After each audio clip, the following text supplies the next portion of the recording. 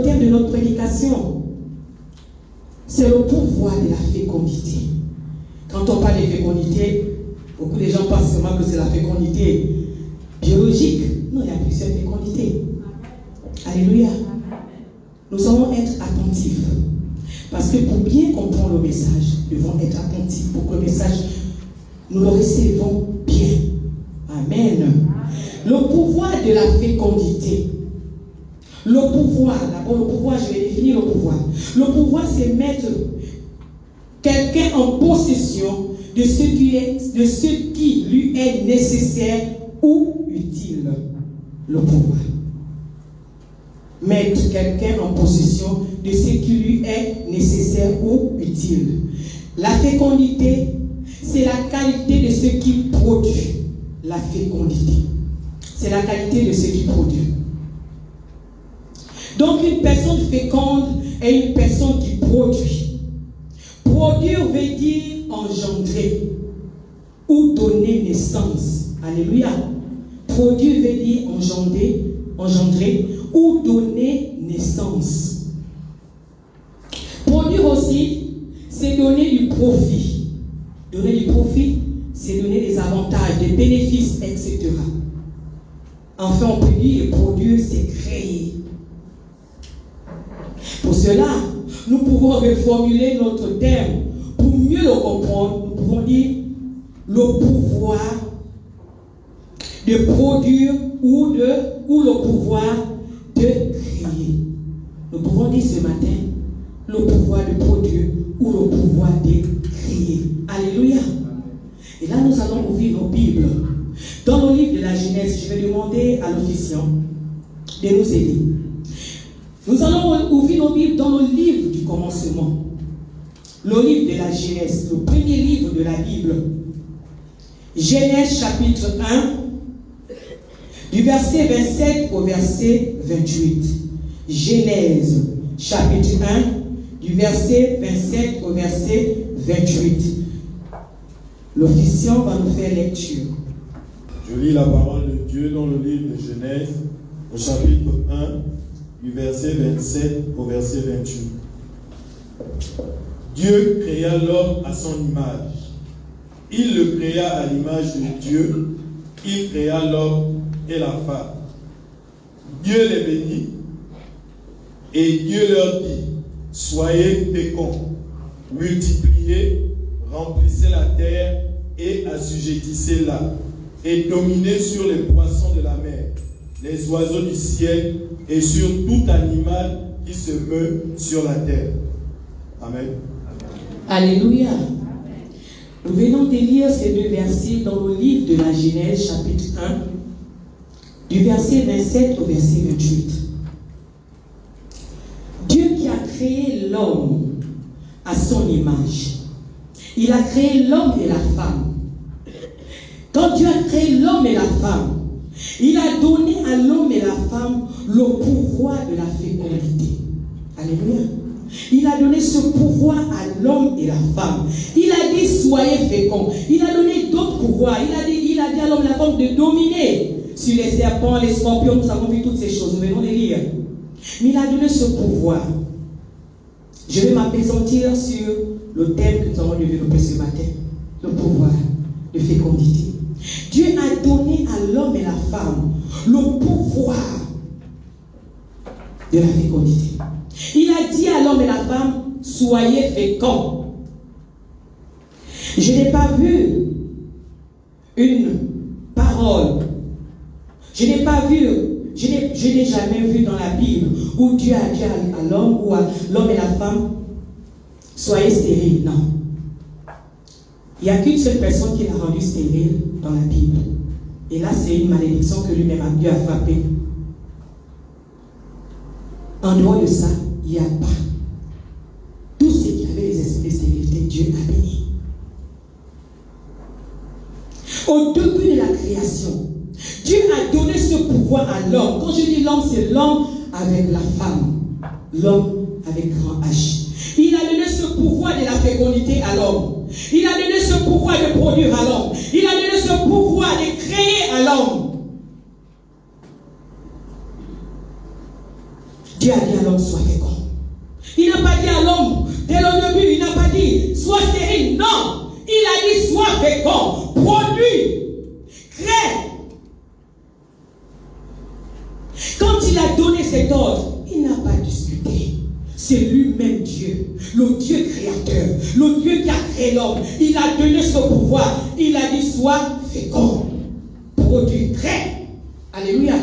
Il n'a pas dit à l'homme que ne soit pas fécond. Non, Dieu a donné. Il n'a pas discuté quand il a donné ça. Il a donné cet ordre à l'homme. C'est l'ordre que Dieu a donné à l'homme.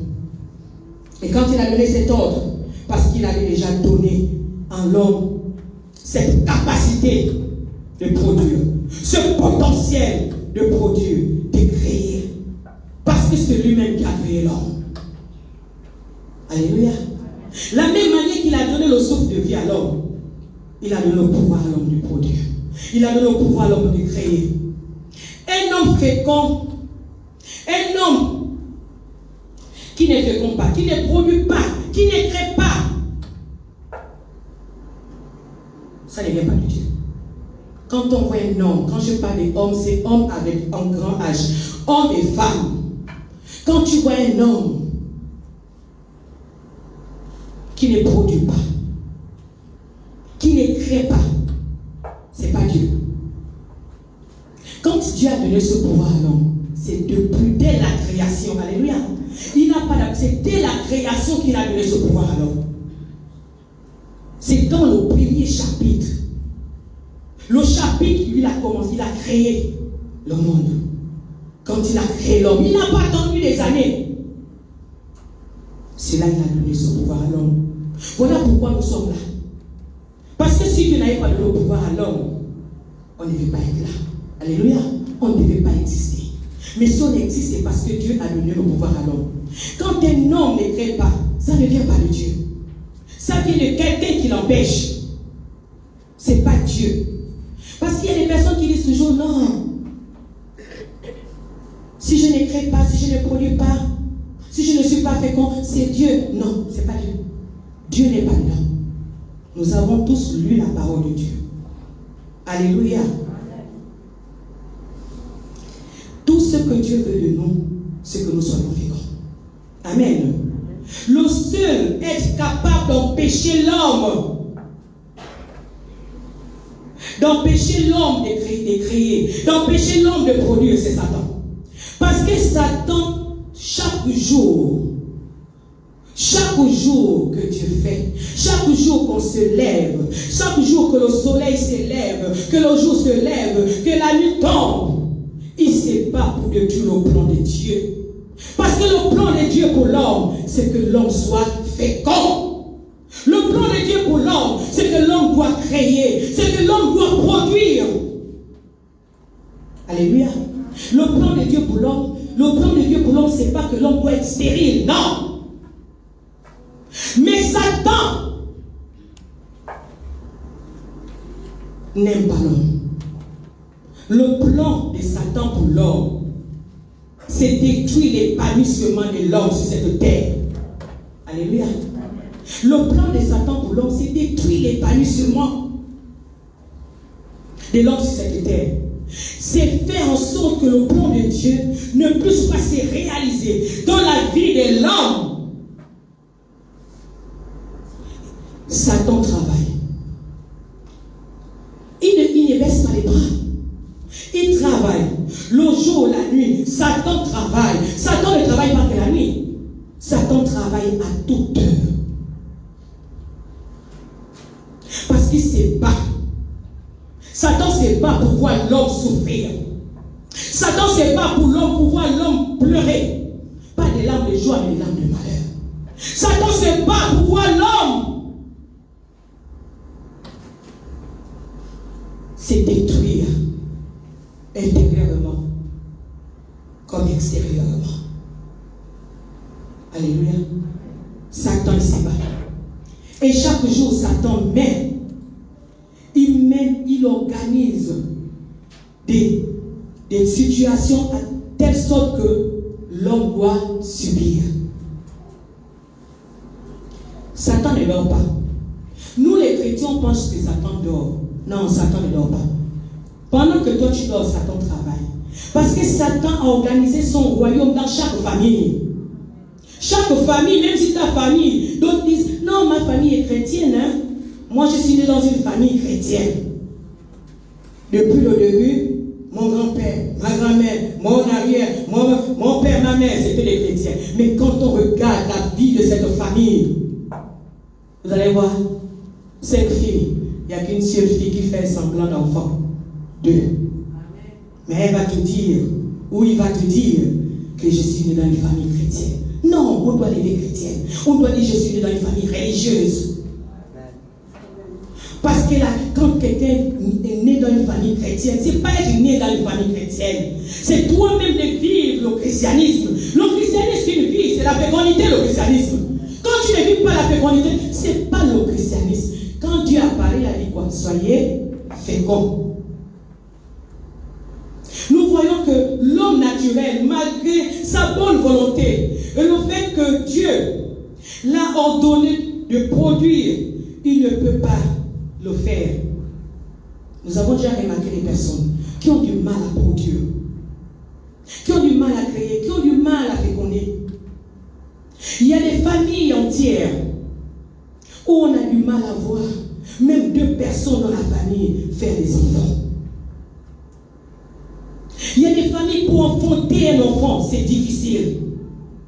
Il faut utiliser certaines méthodes qui ne sont même pas bibliques. Il y a des familles entières, quand tu regardes même, ils ont du mal à créer. Ils ont du mal à créer. À rentrer en profit. Parce que créer, tu dois, quand tu as de l'argent, tu dois multiplier aussi ton argent. Tu dois faire des affaires. Mais il y a des personnes comme ça. Il n'y a rien. On ne crée pas. Quand l'argent arrive, c'est manger. Dès qu'il commence à créer quelque chose, il ne gagne pas davantage dans ce qu'il crée. Dès qu'il ouvre un petit commerce, c'est fini. Le petit commerce s'arrête. Ça n'avance pas. Dès qu'il commence à essayer de construire, boum, 2 briques, ça s'arrête là. Dès qu'il attrape l'argent, il commence à faire des dépenses inutiles. L'argent part. Quand il regarde, il n'y a plus grand chose. Il ne réalise rien. Beaucoup ont du mal même à bénéficier. Bénéficier de ce qui leur revient. Non. Beaucoup ont du mal à multiplier. Nous avons lu cela dans le livre de la Genèse. Il dit multiplier. On doit multiplier. Tout ce que nous avons, nous devons multiplier. Mais beaucoup ont du mal à multiplier. Parce que Satan est là. Il travaille. Il est bien organisé. Beaucoup pensent que Satan touche seulement la santé. Satan touche tous les domaines. Il y a des gens qui ont des affaires. Tu vois, la personne a une bonne volonté. Il crée son affaire. Même pas un mois, ça tombe. D'autres même, elles commencent le commerce. Le commerce commence, il y a un peu les petits bénéfices. Mais ça ne dure pas. Feu de paille, ça s'arrête. Tout ça, ce n'est pas Dieu. C'est le diable qui a l'origine de ces choses. Parce qu'il envoie ses démons travailler. Derrière une situation, il y a un démon qui travaille. La stérilité, c'est un démon. La stérilité sur toutes les formes, c'est un démon. Quand les affaires ne prospèrent pas, c'est la stérilité. C'est un démon qui est derrière. Quand tu n'arrives pas à faire quelque chose, à réaliser quelque chose, et pourtant tu attrapes de l'argent, mais vous n'avez jamais vu les personnes, ils ont eu autant d'argent. Quand ils arrivent à la retraite, ils louent. C'est la stérilité. Amen. Comment les personnes ont eu de l'argent, mais quand ils arrivent à la retraite, ils ont du mal à avoir une maison. Non, c'est le diable qui s'est accaparé de son argent. Quand vous allez voir, quand il va vous raconter son histoire, tout le temps il ne faisait que dépenser. L'argent partait comme ça, sans rien réaliser. La stérilité, c'est un démon. Ça vient de Satan. Mais à la croix de Golgotha, à la Jésus, avant de rendre son âme au Père, Jésus a crié, tout est accompli. Le combat est terminé. Le combat est fini. Dieu, sur un seul Dieu, Jésus-Christ de Nazareth. Jésus doit être le maître de ta vie. Parce que quand Jésus rentre dans ta vie, tout est accompli. Mais quand Jésus n'est pas dans ta vie, n'espère pas. Tu vas simplement chauffer les bancs. Rien ne va arriver. Toute personne qui a du mal à donner naissance, ce n'est pas la faute de Dieu, mais c'est celle des démons. Alléluia. Amen. Quand une personne a du mal à donner naissance, je parle de naissance dans le cadre biologique, que ça soit un homme, parce que la stérilité, il n'y a pas que les femmes. Amen.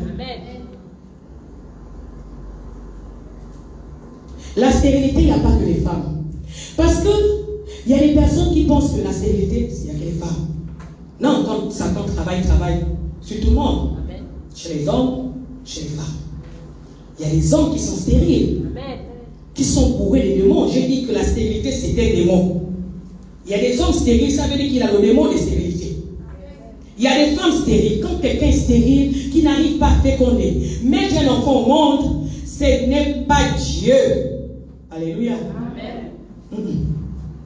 Ce n'est pas Dieu. Ce sont des démons qui sont à l'origine de ces choses. Vous avez l'exemple des démons, des esprits, des serpents qui travaillent nuit au jour pour attacher les ventres des gens, pour travailler manipuler les spermatozoïdes des hommes. Ils mangent les spermatozoïdes. Le spermatozoïde, ce n'est pas ce liquide-là. C'est les petits enfants qui sont dedans qui donnent les enfants. L'esprit des serpents. Il n'y a pas que les femmes qui ont l'esprit des serpents. Il y a des hommes aussi qui ont l'esprit des serpents. Et cet esprit va directement ronger le spermatozoïde. Comme chez la femme, cet esprit va manger l'ovaire. Amen. Il y a tellement des esprits. Nous ne sommes pas là pour citer, nous ne sommes pas faire un enseignement sur ça encore en direct pour que les gens, on a déjà fait. Mais on ne fait que répéter pour que les gens prennent conscience. Parce qu'il y a d'autres personnes, quand tu es parti chez des religieux, chez les chefs des synagogues, moi je les appelle les chefs des synagogues, les religieux. Ils t'ont dit non, la stérilité c'est Dieu qui a voulu, il faut accepter ça comme ça. Non, n'acceptez jamais ça. Il ne faut jamais accepter ça. Si un chef de la synagogue est religieux, tu as déjà dit qu'il faut accepter cette situation, non. Ce sont les esprits qui sont à l'origine. Peut-être l'esprit des serpents, peut-être l'esprit des eaux, les sirènes, peut-être l'esprit des rats. Il y a tellement des esprits liés à la stérilité. Il y a aussi l'esprit de consécration familiale. Quand tu es consacré à ne pas aller en mariage, que ce soit l'homme, que ce soit la femme, on te cause cet esprit-là. Il y a d'autres, on te prive les enfants. D'autres, on peut te donner les enfants, mais il y a d'autres, on peut te priver les enfants. Quand tu sens que tu as la stérilité, commence à te révolter. Dis-toi qu'il y a un esprit qui contrôle ta vie. Viens chez les hommes de Dieu, pas les hommes d'église. Chez les hommes de Dieu, ils vont t'aider à prier. Même si tu es une maman pasteur, toi qui m'écoutes en direct, si tu vis cette situation, viens, je t'invite. Je vais prier pour toi. C'est des démons. Ce n'est pas le fait que tu es pasteur, que tu prêches l'évangile, mais tu es possédé par un démon. Viens, on va prier pour toi. Tu vas vivre ce plaisir d'avoir un enfant. Dieu ne peut pas te priver et donner à une autre personne. Il a donné à Sarah. À quel âge? Et chez Dieu, il n'y a pas d'âge pour faire des enfants. L'exemple de Sarah peut révolter notre foi. De comprendre que chez Dieu, il n'y a pas d'âge. Il y a cette vieille aussi. La femme de Manoah. Elle avait un certain âge aussi. Mais Dieu a donné. La mère de Samson. On écoute bien Samson. Mais sa mère aussi. Il y a tellement de femmes dans la Bible.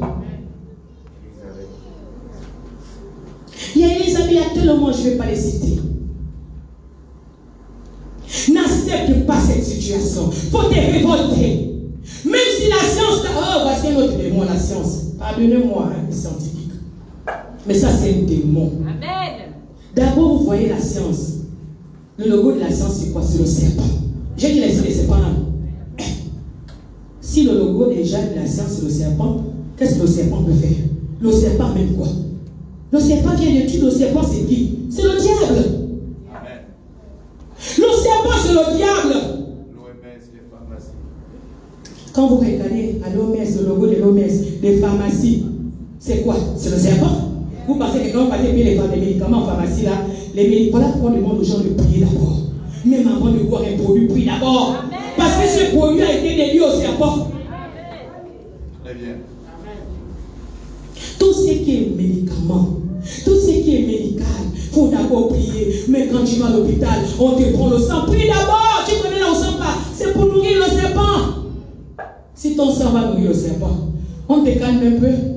L'hôpital calme. La santé calme, mais la santé ne guérit pas. C'est lui qui guérit, c'est Jésus-Christ de Nazareth. C'est Jésus qui guérit. Mais comment nous sommes esclaves de ces choses? Un moment, il faut se révolter. Tu vas là-bas, tu dis, l'utérus c'est tordu. Non, quand il a créé l'homme et la femme, quand il a créé la femme, il a bien créé la femme, il ne manquait rien. Quand il a créé l'homme, il a mis tous les spermatozoïdes pour autant d'enfants que tu désires. Même si c'est vrai, tu vas faire. Même si c'est grand. Amen. Mais quand tu as les gens, on va dire spermatozoïdes insuffisants. Insuffisants de quoi? C'est les esprits. Ils passent la nuit que tirer le mari le spermatozoïde. Mais si on ne se révolte pas, faut d'abord, premièrement, il faut d'abord rejeter ça dans ta tête. Parce que c'est révolter, c'est ne pas accepter ce qu'on te dit d'abord à l'hôpital. Il y a d'autres qui ont parcouru des villes, des pays, dépensé autant d'argent. Oh, j'étais en Tunisie. On m'a déjà opéré 2 fois. Je suis parti au Maroc. On m'a opéré 1 fois. Je suis allé au Cameroun. Oh, mais comment on peut te déchirer? C'est ce que Dieu a dit. Comment te déchirer le ventre? Non. Révolte-toi ce matin. Que c'est un esprit. C'est le démon qui est derrière cette situation pour t'empêcher de t'épanouir, pour t'empêcher de vivre ce plaisir d'allaiter, ce plaisir de soulever un enfant. C'est difficile quand quelqu'un est stérile. Ça fait mal. La personne est tout le temps humiliée. Humiliée par ses parents, humiliée par sa belle famille, humiliée même par son époux. C'est dur, la stérilité. C'est pas facile. Regardez l'exemple d'Anne, comme elle souffrait. Comment sa rivale la mortifiait. C'était Dieu. Malgré tout ce que le mari d'Anne pouvait donner à Anne, ça ne pouvait pas consoler son corps, son cœur. Tu dois te révolter aujourd'hui. Parce qu'aujourd'hui, Dieu opère le miracle de fécondité dans ta vie. Tes larmes doivent sécher. Ça doit se transformer en larmes de joie. Quelle que soit ta situation ecclésiastique, même si tu es un pasteur, bishop ou bishop, si tu ne fais pas d'enfant, tu es bourré de démons. Faut enlever l'esprit, la scène des morts. Tu dois faire les enfants, tu dois t'épanouir. Dieu t'a dit dans une Genèse, sois fécond. Alléluia. Ne caressons pas les esprits. Ne caressons pas les esprits. Les démons ne viennent pas pour nous aider. Les démons viennent nous détruire, nous faire du mal. Comment se fait-il qu'une famille, les gens du mal enfantés, c'est pas normal, ça ne vient pas de Dieu. Pendant que je suis en train de parler, tu es en train de revoir dans ta famille ou dans ta propre situation, où il y a des personnes même, quand elle n'était pas mariée, elle a fait l'enfant bien avant. Dès qu'elle s'est mariée, le mariage est une institution de Dieu. C'est là qu'elle a des problèmes pour les enfants. Mon Dieu. Et elle est contente. Elle se plaît dans cette situation. Soit il y a des choses. Soit elle connaît même la situation. Elle doit être peut-être une sorcière. Elle a bouffé ses enfants. Puisque les sorcières, ils ont les enfants dans le monde mystique. Oui. En tant que pasteur, je connais ce que je dis. Parce que je fais beaucoup de délivrances. Soit elle est sorcière. Et dans le monde mystique, elle a ses enfants. Donc elle se plaît avec ses enfants dans le monde mystique. Pendant que toi tu t'inquiètes pour elle. Oh mon Dieu, fais-moi la maman, la soeur, la pitié. Pas pitié. Elle connaît ce qu'elle fait. Amen. Parce que pendant que je suis en train de parler, si réellement tu es servante de Dieu, si tu es fille d'Abraham, Tu commences à te révolter dans la salle. Et toi qui m'écoutes ce matin, tu dis non. Les démons ne peuvent pas me manipuler comme ça. Toute une vie. Non, trop c'est trop. Tu te révoltes ce matin. Si tu es un homme, même si ta femme est une religieuse, tu te révoltes. Tu es capable de tout changer par ta foi. Comment quelqu'un peut dire Dieu m'a donné le pouvoir? Luc 10, 19. De marcher sur toute la puissance de l'ennemi. Et rien ne peut me nuire. Et tu es là. Tu as le droit de faire des enfants. Tu ne marches pas sur la puissance de l'ennemi. Moi, j'étais consacré à ne pas faire d'enfants. Mais quand j'ai écouté Jésus, quand Jésus m'a appelé, et quand j'ai compris que Jésus a dit que la fécondité est mon partage, il a dit dans Exode 23, le verset 26, il dit dans sa parole, Exode 23, le verset 26, il dit, il n'y aura dans ton pays ni femme qui avorte, ni femme stérile. Je remplirai le nombre de tes jours. Comment il a passé? Quand j'ai écouté cette parole, j'ai dit non, je me suis révolté contre la stérilité. C'était un esprit de consécration qu'on m'avait placé. Que je ne dois pas faire d'enfants, je dois seulement m'occuper des enfants de mes soeurs et de mes frères. Non. Même si on s'occupe des enfants des frères et sœurs, mais il faut d'abord faire pour moi. Amen. Quand je me suis révolté, j'ai chassé ce démon. C'est un démon. Oui, c'est un démon que j'avais. La stérilité. Et la fécondité a remplacé. Tu ne peux pas accepter ça. Aujourd'hui, tu dois te révolter. Non. Tu ne peux pas accepter ça. Révolte-toi. Il y a d'autres même qui séduisent 1 mois, 2 mois, 3 mois. Avortement spontané. Il n'y a plus de femmes qui avortent. Je parle des avortements spontanés. Pas les avortements des diaboliques qui vont tuer les enfants. Non. Je parle des avortements spontanés. Sans problème, la grossesse sort. C'est un démon, c'est le serpent qui mange. Il y a d'autres qui se disent même qu'elles sont stériles, qu'elles ne fécondent pas. Non. Dès que tu t'accouples avec ton mari, l'ovaire sort chez toi, le spermatozoïde sort là-bas. Dès qu'il s'accouple là, il y a déjà naissance. Dès qu'il y a naissance, le serpent retire. Après, tu regardes les menstrues, tu dis non, je n'ai pas fécondé. Tu fécondes, le serpent va te manger. Révolte-toi ce matin. Une personne qui a du mal à fructifier ses affaires, une personne qui a du mal, qui n'arrive pas à gagner profit de son argent, avoir les fruits, les bénéfices, les avantages. Mais ce n'est pas normal. L'esprit de mort est là. L'esprit de main percée, de main séchée est là. L'esprit de fantôme est là même pour venir te prendre l'argent dans la nuit. Il y a des personnes comme ça qui ont l'argent, c'est fini, le fantôme vient. Mais tu es là, tu vis ça. Non. Dès que tu commences une brique, ça s'arrête. Tu commences un petit commerce, ça s'arrête. Non. Il a dit multiplier. Tu dois multiplier. Tu n'es pas venu sur cette terre pour accompagner les autres seulement. Il n'a pas dit multiplier plus qu'une catégorie de personnes. Tous les enfants de Dieu. Parce que nous sommes des enfants d'adoption. Il s'adresse à tous les chrétiens. Quand je dis chrétien, c'est celui qui a réellement donné sa vie à Jésus, qui a abandonné les autres maîtres, le péché, j'en passe, et qui marche avec Dieu, qui a la crainte de Dieu. Il n'a pas dit qu'il y a que tel qui doit multiplier, qui doit faire les affaires, qui doit prospérer, mais une autre catégorie. Non! Autant que nous sommes, on doit multiplier. Amen. Même si c'est 200, on doit multiplier. Amen. Quand tu fais ta table, tu vends tes tomates, les clients doivent venir. Amen. Mais il y a d'autres, les tomates sont belles, les clients sautent, ils vont ailleurs. On accuse que c'est la voisine qui a pétiché, c'est faux. Un enfant de Dieu, même si tu parles au milieu des grands sorciers, tu sortiras toujours tête haute. Parce que le Dieu qui est en toi est plus fort que leur Dieu.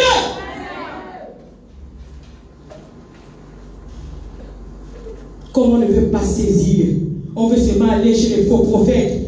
La paresse des chrétiens, on ne veut pas prendre les choses en main, prier, c'est révolter dans la prière et reconnaître que j'ai un problème, j'ai des esprits qui me perturbent. Notre ministère, c'est le ministère itinérant de la délivrance. Parce que délivrance, parce que le Seigneur a d'abord délivré le premier leader lui-même et le pasteur principal que je suis. Dieu n'a pas permis de donner ce nom pour rien. Parce que lui-même il a délivré. Il a impacté notre vie dans la délivrance. Nous sommes la monnaie de la délivrance. Et nous communiquons cela aux autres. C'est pas normal. Ce matin, il faut te révolter contre tous ces démons. Les démons qui mangent ton argent. Tu n'arrives à rien faire. Dès que tu commences un truc inachevé. Dès que tu commences un truc, tu ne termines pas. Pourquoi? C'est pas normal. C'est pas normal. D'autres même, dès qu'ils commencent le travail, il fait même 3 mois. C'est fini. On l'enlève du boulot. Sans cause, on l'enlève du boulot. Et il se plaît. On m'a levé du travail, vraiment. Les chefs là sont mauvais. Ce n'est pas les chefs. C'est le démon qui est là, qui travaille avec les chefs. C'est lui qui pousse les chefs à t'arriver du boulot. Ou dès que tu vas dans une société, la société tombe en faillite. Parce que tes démons là vont détruire la pauvre société même. Et les démons qui sont toi. Ils vont détruire la pauvre société. On est tombé en faillite. Mais c'est toi qui as amené ça parce que tu te bats avec les démons. Les démons vivent dans les corps des gens. Quand tu ne travailles pas, révolte-toi. Révolte-toi. Le frère Lévi, quand il a commencé, il est venu de la sécurité pénitentiaire. Il n'y avait pas de salaire ni de bourse. Il n'y a pas de bourse. Mais quand il a rencontré l'homme de Dieu, le premier leader, l'homme de Dieu l'a dit, papa, si tu acceptes Jésus, le miracle va se passer là-bas. On va donner la bourse et salaire à cause de toi, parce que tu vas amener Jésus là-bas. Parce qu'on s'est malade avec lui partout. Et quand il a compris ça, il a donné réellement sa vie à Jésus. Le miracle s'est opéré. Ils ont eu des salaires. Dieu n'a pas changé. C'est le Dieu qui donne le travail. Ne raisonne pas la situation du pays. La situation du pays, c'est quoi? Qu'est-ce que tu appelles situation du pays? Dieu est dans cette situation. Il y a Dieu dedans. Dieu connaît ce qu'il fait pour le Gabon. Amen. Il a des plans merveilleux pour le Gabon. C'est le Dieu du Gabon. Le réveil de l'Afrique viendra du Gabon. Et le réveil a commencé. Le Gabon est une terre bénie. Le Gabon n'est pas n'importe quoi. Regardez seulement toutes les richesses qu'il y a dans ce pays. Dieu aime le Gabon. Et il aime tout pour le Gabon. Qui aime bien châtie bien. Dieu il voulait mettre les Gabonais à l'ordre. En fait, que les Gabonais puissent nous servir et avoir la crainte. C'est ça. Le problème du Gabon, c'est parce que les hommes de Dieu qui ont amené le premier réveil se sont postés devant Baal. Voilà pourquoi Dieu a puni. Mais en ce moment, il est en train de restaurer la nation gabonaise.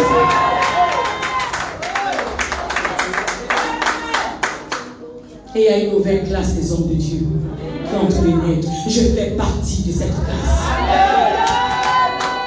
Le Seigneur n'a pas changé. Il n'a pas changé. Ce matin, si tu mets toute ta confiance au Seigneur Jésus-Christ, toute ta confiance, pas une demi-confiance, mais toute ta confiance, il est le Dieu qui essuie les larmes. Il va aussi essuyer les larmes. Dans ma famille, on avait des problèmes pour enfanter. Moi, j'étais l'exemple. Il m'a essuyé les larmes, il m'a donné l'esprit de fécondité, ce pouvoir. Il y avait des difficultés pour l'emploi dans ma famille. Mais quand j'ai crié à Jésus, il a ouvert les portes de l'emploi dans ma famille. Notre Dieu n'a pas changé. Il a rendu nos affaires prospères. Il peut le rendre pour toi. Il peut fructifier ton argent. Tu peux gagner profit avec tout ça. Davantage, non, tu n'es pas venu accompagner les autres. Tu n'es pas venu accompagner les autres, il y a un plan pour toi. Il dit dans sa parole, dans le livre de Deutéronome 30, Deutéronome chapitre 30, le verset 9, il dit, l'Éternel ton Dieu te comblera de bien en faisant prospérer tout le travail de tes mains, le fruit de tes entrailles, le fruit de tes troupeaux, le fruit de ton sol, car l'Éternel prendra de nouveau plaisir à ton bonheur comme il prenait plaisir à celui de tes pères, à celui d'Abraham, d'Isaac et de Jacob. Il prend plaisir à ton bonheur. Il fait prospérer. Il fait prospérer tout. Le fruit de ton entrailles, les fruits de ton sol. Il fait tout prospérer. Le fruit de tes mains, de ton travail. Il dit tu gagneras ton pain à nature de ton front et il fait prospérer. Il n'a pas changé. Alléluia. Ce matin, si tu veux recevoir ce pouvoir de la fécondité et dire à ces démons qui a perturbé dans ta vie qu'aujourd'hui, c'est maintenant, c'est pas demain, c'est maintenant l'instant. Même toi qui m'écoutes, tu commences à courber ta tête et tu commences à prier et tu augmentes ta foi. Jésus n'a pas changé. Il n'a pas changé. Sarah a eu l'enfant à quel âge? Même si on t'a dit que tu as 50 ans. Non, 50 ans c'est petit. Sarah a eu l'enfant au-delà de 50 ans. Il n'a pas changé. Isaac a été béni dans une terre difficile, une terre aride. Mais Isaac a été béni. Il est le Dieu de la bénédiction. Il n'oublie personne. Oh, je suis pendant que je sens l'appeler l'homme de Dieu pour venir nous diriger les temps de prière.